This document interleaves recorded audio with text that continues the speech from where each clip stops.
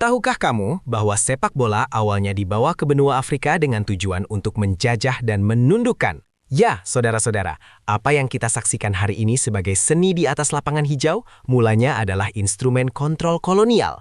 Namun, sejarah mencatat sebuah plot twist yang luar biasa.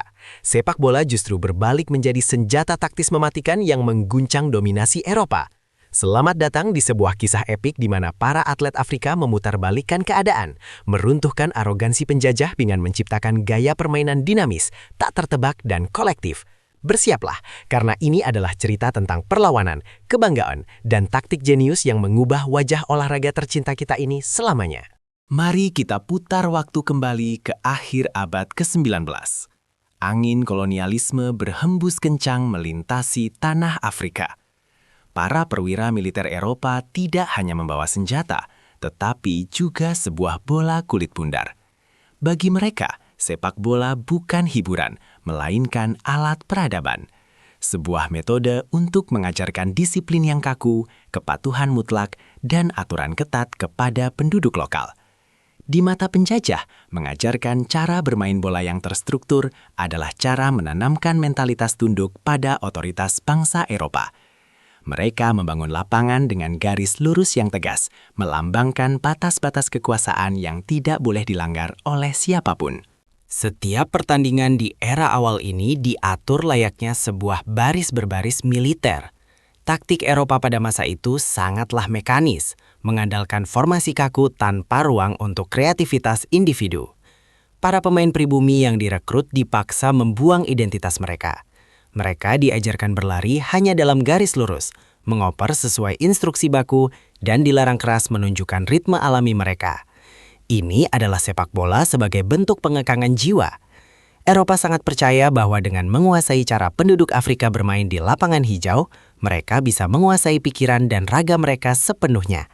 Namun, mereka keliru besar. Di pinggir lapangan yang dibatasi pagar besi ketat, masyarakat lokal hanya diizinkan menjadi penonton pasif. Mereka melihat permainan yang terkekang oleh aturan taktis bangsa asing tersebut. Namun, saudara-saudara, diam-diam sebuah observasi brilian sedang terjadi. Di balik tatapan diam para penonton Afrika ini, otak mereka membedah setiap gerakan, setiap kelemahan fatal dari formasi kaku Eropa itu. Mereka menyadari bahwa permainan ini memiliki potensi luar biasa jika dilepaskan dari rantai penjajah.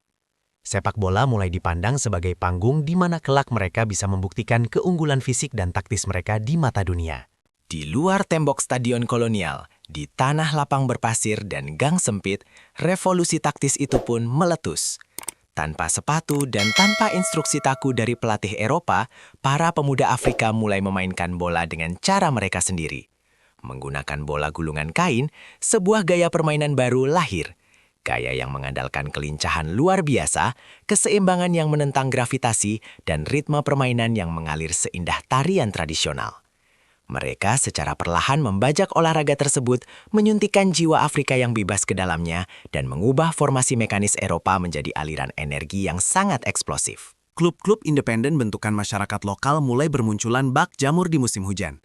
Mereka bukan sekedar tim olahraga, melainkan simbol perlawanan bawah tanah. Di ruang ganti yang sempit, pelatih lokal mulai bereksperimen. Mereka sangat memahami taktik ortodoks Eropa yang lambat, namun menolak untuk tunduk padanya. Mereka membedah taktik tersebut, menemukan celah, dan merancang sistem pergerakan baru. Ini adalah momen bersejarah, di mana para atlet Afrika tidak lagi sekedar meniru, melainkan mendekonstruksi dan merakit ulang taktik sepak bola Eropa untuk dijadikan senjata balasan yang sangat mematikan di kemudian hari. Ketika tim bentukan penjajah akhirnya bertanding melawan tim lokal, apa yang awalnya diremehkan perlahan berubah menjadi mimpi buruk berdarah bagi para elit Eropa. Tim-tim Afrika membawa sesuatu yang revolusioner, kolektivitas cairan. Alih-alih diam di posisi yang kaku, pemain Afrika bergerak secara dinamis, bertukar posisi dengan kecepatan yang membuat bek lawan pusing kepalang. Taktik penjagaan zona yang diagungkan Eropa hancur lebur di hadapan pemain Afrika yang bergerak bagaikan air bah. Mereka menembus pertahanan dengan operan pendek super cepat dan pergerakan tanpa bola yang sangat mematikan. Inovasi taktis terbesar dari para atlet Afrika ini adalah penggunaan seni menggiring bola alias dribbling yang tak tertebak. Di saat pemain Eropa diajarkan untuk segera mengoper bola, pemain Afrika menjadikan dribbling sebagai senjata pembongkar formasi lawan. Mereka berani menahan bola lebih lama, memancing 2 hingga 3 pemain lawan untuk keluar dari posisinya, sebelum akhirnya melepaskan operan mematikan ke ruang yang kosong. Gaya ini sama sekali bukan sekedar pamer keterampilan saudara-saudara. Ini adalah kecerdasan spasial tinggi yang memanfaatkan kelenturan tubuh untuk menghancurkan sistem pertahanan paling rapat dari dalam. Seiring dengan runtuhnya penjajahan dan munculnya era kemerdekaan, sepak bola bertransformasi menjadi bahasa kemerdekaan yang sah.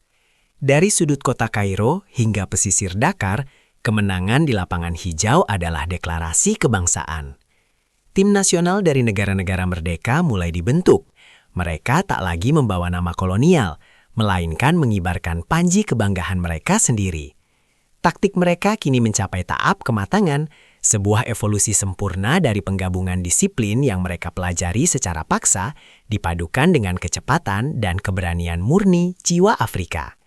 Pasukan hijau ini kini sepenuhnya siap mengguncang panggung utama sepak bola dunia. Sayangnya, ketika tim-tim Afrika mulai mengetuk pintu turnamen internasional bentukan FIFA, mereka disambut dengan kesombongan luar biasa. Para kritikus dan pengamat sepak bola Eropa kala itu memandang rendah gaya bermain Afrika. Mereka melabelinya sebagai taktik naif, liar, dan tidak disiplin. Eropa dengan arogan mengklaim bahwa kejeniusan taktis adalah hak eksklusif mereka, sementara Afrika dianggap hanya bermodalkan kemampuan lari cepat semata. Sebuah stereotip buta.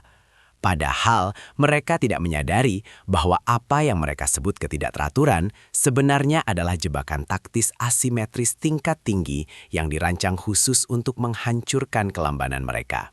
Momen pembuktian di panggung dunia itu pun tiba. Mari kita saksikan gelaran Piala Dunia 70-an di Jerman Barat. Zaire hadir sebagai wakil sub-Sahara pertama yang menembus kompetisi elit ini. Meski mereka akhirnya menelan kekalahan dan dicemooh media Barat, kehadiran mereka adalah dobrakan pertama yang meruntuhkan dinding pembatas. Mereka berlari dengan kebanggaan luar biasa, memperlihatkan sekilas loncatan tinggi dan kekuatan fisik yang belum pernah dibayangkan oleh tim-tim Eropa manapun. Dari pengalaman berharga inilah, para ahli taktik Afrika belajar lebih cepat dan kembali ke meja gambar untuk menajamkan senjata mereka. Dan ledakan besar yang mengubah sejarah itu meletus di Spanyol pada tahun 1982. Aljazair datang bagai badai dan menghancurkan raksasa Eropa Jerman Barat. Saksikanlah bagaimana Aljazair menang bukan karena keberuntungan, melainkan melalui masterclass taktis yang luar biasa jenius. Mereka dengan tenang menyerap tekanan dari formasi Jerman yang kaku, lalu meledak keluar dengan serangan balik umpan pendek yang mengiris pertahanan lawan bak pisau bedah. Jerman Barat yang sombong dan lamban dibuat terengah-engah tanpa ampun. Taktik tiki-taka super cepat ini membuat seluruh benua biru terdiam. Kemenangan sensasional Aljazair itu mengirimkan gelombang kejutan tsunami ke seluruh dataran Eropa. Eropa yang selama ini merasa menjadi dewa taktik, tiba-tiba terlihat usang dan tertinggal zaman. Senjata kedisiplinan yang dulu mereka bawa untuk menekan penduduk Afrika, kini telah dimodifikasi dan dipakai untuk menembus jantung pertahanan mereka sendiri. Kecepatan transisi mengerikan dari bertahan ke menyerang yang diperagakan tim Afrika tidak tertulis di buku panduan Eropa manapun. Mereka menggabungkan intersepsi agresif dengan serangan kilat pembunuh. Ini adalah awal dari revolusi kecepatan yang secara permanen akan mengubah standar sepak bola modern. Puncak dominasi taktis dari Afrika yang sangat ikonik meledak di Piala Dunia 90-an di Italia. Kamerun, sang singa tak terkalahkan, mengaum dengan kekuatan penuh. Mengandalkan fisik setangguh baja dan mental prajurit petarung, mereka sukses mempecundangi sang juara bertahan dunia, Argentina. Pertandingan ini syarat akan tackle keras, intimidasi cerdas, dan dominasi perebutan ruang yang luar biasa memukau. Kamerun membuktikan dengan lantang bahwa formasi di atas kertas bukanlah harga mati. Taktik bisa ditekuk dengan keberanian lari yang tiada henti. Seluruh dunia terpana melihat sepak bola dimainkan dengan daya ledak seperti ini. Apa rahasia mematikan di balik permainan tim-tim Afrika kala itu? Rahasianya adalah apa yang kita sebut sebagai taktik kekacauan terstruktur. Di mata pelatih Eropa konservatif, pergerakan ini mungkin terlihat acak. Namun, justru disitulah letak kejeniusan mutlaknya. Saat lawan mengira mereka sedang menguasai bola, pemain Afrika sengaja membuka celah kecil sebagai umpan. Begitu lawan masuk lebih dalam sepersekian detik, pemain Afrika menutup ruang itu seperti rahang buaya raksasa, merampas bola dan meluncur bak roket ke depan gawang. Ini bukan kebetulan, saudara-saudara. Ini adalah jebakan presisi tingkat dewa. Dan siapa di antara kita yang bisa melupakan tarian perayaan ikonik di tiang sudut lapangan? Gerakan pinggul yang berirama itu bukan sekedar perayaan pencetakan gol biasa, saudara-saudara. Itu adalah simbol pembebasan sejati. Sebuah ejekan yang paling indah terhadap kaku dan dinginnya sistem sepak bola Eropa. Setiap goyangan pinggul seorang berteriak bahwa mereka bermain dengan jiwa, dengan kegembiraan murni yang tak bisa dikurung. Ketika Eropa memperlakukan sepak bola layaknya instruksi pabrik yang membosankan, para pahlawan Afrika ini mengembalikannya menjadi hiburan agung dan seni luar biasa yang lahir dari akar penderitaan mereka. Memasuki milenium baru, tepatnya pada Piala Dunia 2002, takdir menyajikan sebuah narasi epik layaknya film layar lebar. Senegal, sebuah negara di pesisir barat yang dulunya dijajah, harus berhadapan langsung dengan mantan penjajahnya di pertandingan pembuka, sang juara dunia Prancis. Pertandingan ini lebih dari sekedar menang kalah. Ini adalah pertarungan harga diri dua peradaban. Tim Senegal melangkah ke rumput hijau dengan dada membusung, daya jelajah lari yang tak kenal lelah, dan tekanan agresif tingkat tinggi. Mereka siap membuktikan bahwa sang murid Afrika kini telah berevolusi melampaui mantan tuanya.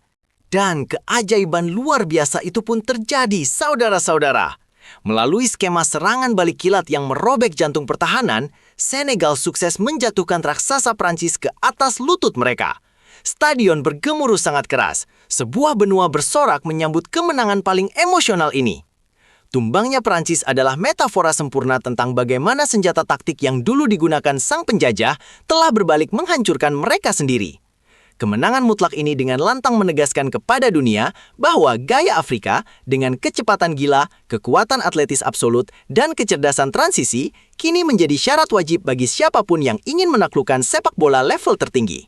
Kekalahan-kekalahan epik ini memaksa raksasa Eropa menelan ludah kepahitan mereka sendiri.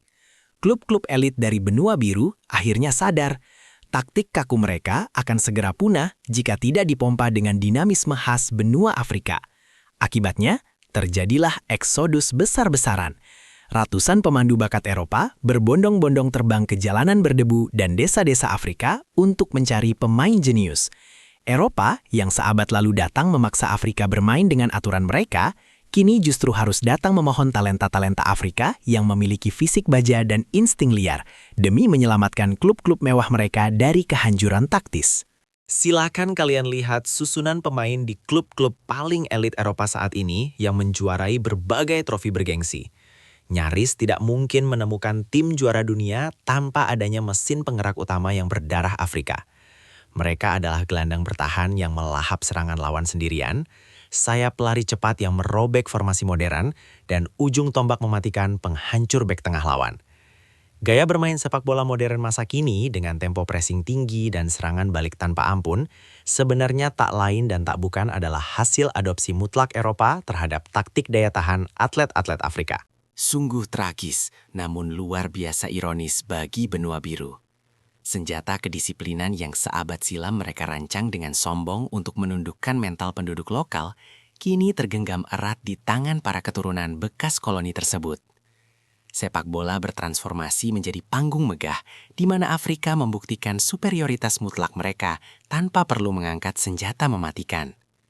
Formasi kaku rancangan Eropa telah lama ditaklukkan oleh keluasan dan kekuatan ledakan otot manusia Afrika. Kini seluruh jagat Eropa sangat bergantung pada tulang punggung para atlet kebanggaan Afrika demi hiburan mewah akhir pekan mereka.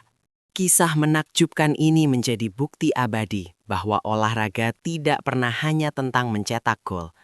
Ini adalah kanvas raksasa, tempat sejarah dunia ditulis ulang dengan tinta keringat dan air mata. Dari lapangan tanah berdebu, tempat mereka dahulu dipaksa berbaris menuruti komando kolonialis, hingga berdiri tegak di stadion-stadion bernilai triliunan rupiah sebagai dewa lapangan. Para gladiator Afrika ini mengajari kita bahwa semangat kemerdekaan tidak akan pernah bisa dijajah. Kekuatan taktis yang sejati justru terlahir ketika kebebasan berekspresi dipadukan sempurna dengan keberanian individu untuk menari lepas di bawah tekanan badai. Jadi, saudara-saudara pecinta sepak bola, saat nanti kalian duduk di tepi kursi tersihir oleh serangan balik kilat dan tackle keras yang membelah lapangan hijau, selalu ingatlah kisah luar biasa ini. Ingatlah sebuah bangsa besar yang bangkit membajak taktik penjajahnya, lalu mengubah olahraga membosankan itu menjadi tontonan gladiator berkecepatan tinggi yang memompa adrenalin seluruh dunia. Sepak bola mungkin dibawa ke Afrika sebagai rantai penjajah, namun Afrika lah yang menempanya menjadi pedang emas pembelah sejarah. Sampai jumpa di laga epik selanjutnya ya, di mana tarian indah perlawanan akan terus berlanjut selamanya.